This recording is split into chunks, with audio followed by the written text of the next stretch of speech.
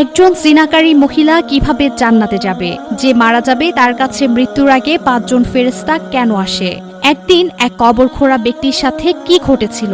এই 3টি বিষয় নিয়ে থাকছে আমাদের আজকের ভিডিও। তাই ভিডিওটি সম্পূর্ণ দেখুন এবং শেয়ার করে সকলকে দেখার সুযোগ করে দিন। চলুন ভিডিওটি শুরু করা যাক।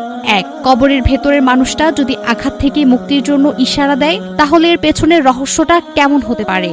একজন কবর খননকারী একদিন একটি কবর খুঁড়ে গাছের ছায়ায় বসেছিল। এক মহিলার লাশ আনার কথা ছিল, তাই সে অপেক্ষা করছিল। অপেক্ষার ক্লান্তিতে তার চোখ লেগে গেল। হঠাৎ সে স্বপ্ন দেখল এক ভয়ঙ্কর দৃশ্য।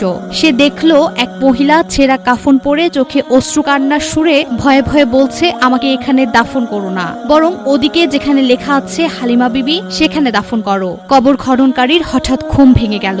সে বুঝতেই পারল না এটা কি শুধু স্বপ্ন নাকি সত্যি কোনো অলৌকিক বার্তা। কিন্তু শেষ পর্যন্ত সে মহিলার কথা মতো তাকে সেখানে দাফন করলো। সেই রাতে সে আবার স্বপ্ন দেখল। হুবহু সেই একই মহিলা এবার আবার তার সামনে দাঁড়ালো, কিন্তু এবার তার চোখে অশ্রু নেই, বরং মুখে নূরের আলো ঝলমল করছে। সে হাসছিল। অবাক হয়ে কবর খননকারী জিজ্ঞেস করলো, তুমি আমাকে এমন করতে বলেছিলে কেন? মহিলা মৃদু কণ্ঠে বলল, আমাদের কবরবাসীদের ওপর আযাব হচ্ছিল, কিন্তু যে মহিলাকে তুমি সেখানে দাফন করেছ তার বরকতে আমাদের আযাব দূর হয়ে গেছে। কারণ তিনি ছিলেন একজন আলিমা। তিনি সারা জীবন কোরআন শিখেছেন, পড়িয়েছেন আর ছোট ছোট বাচ্চাদের কোরআন শিক্ষা দিয়েছেন। 2. তুমি কি জানো মৃত্যুর সময় মানুষের চারপাশে ফেরেশতারা কি বলেন? এমন কিছু সত্য কথা যা শুনলেই অন্তর কেঁপে ওঠে। মরণের শেষ মুহূর্তে একজন মানুষকে ঘিরে দাঁড়ায় 5 জন ফেরেশতা। প্রথম ফেরেশতা এসে ফিসফিস করে বলে, আমি তোমার রিজিক খুঁজে আনতে পুরো দুনিয়া ঘুরেছি, কিন্তু আজ তোমার কপালে আর এক কণাও রিজিক অবশিষ্ট নেই। দ্বিতীয় ফেরেশতা বলে, আমি ছিলাম তোমার পানির দায়িত্বে, দরিয়া, কুয়া, সমুদ্র সব খুঁজলাম, কিন্তু আজ তোমার কপালে এক ফোঁটাও পানি নেই। এরপর আসে তৃতীয় ফেরেশতা, যে ছিল তোমার শ্বাসের দায়িত্বে। সে দীর্ঘ কণ্ঠে বলেন, আমি দুনিয়ার সব বাতাস খুঁজেছি, কিন্তু তোমার জন্য আর 1 সেকেন্ড নিঃশ্বাস অবশিষ্ট নেই। চতুর্থ ফেরেশতা ধীরে ধীরে খুলে ধরে আমলের বই।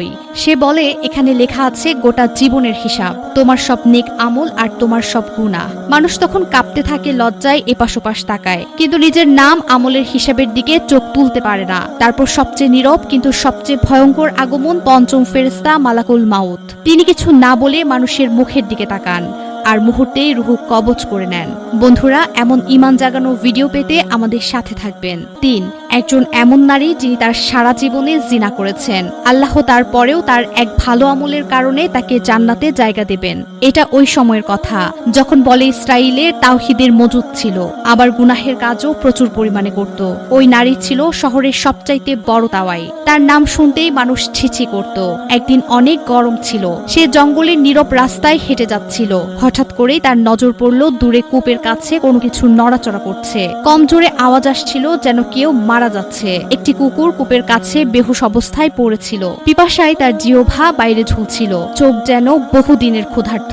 ওই নারী যেন প্রথমবার অন্য কারো প্রতি কষ্ট অনুভব করলো। সে দ্রুত জুতা খুলল, নীল ওড়না দিয়ে জুতাকে শক্ত করে বাঁধলো আর কূপের মধ্যে জুতা ফেলে জুতায় করে কিছু পানি উপরে নিয়ে আসলো। কুকুর যখন পানি দেখলো তখন বেঁচে থাকার মৃদু ফিরে পেল। যতটা শক্তি ছিল দৌড়ে ছুটে আসলো আর এক নিঃশ্বাসেই যেন সব পানি পান করলো। ওই সময় না কেউ দেখার মতো ছিল আর না কেউ তাকে ওই কাজের জন্য শাবাশি দিচ্ছিল। শুধু আল্লাহ দেখেছিলেন। কুকুর পানি পান করলো আর চলে গেল। এজন্যই রাসূল সাল্লাল্লাহু আলাইহি ওয়াসাল্লাম বলেছেন, প্রত্যেকটা জানদার জিনিস অর্থাৎ যার জীবন আছে তার সাথে নেকি সুলভ আচরণ করো, সওয়াব অবশ্যই পাবে।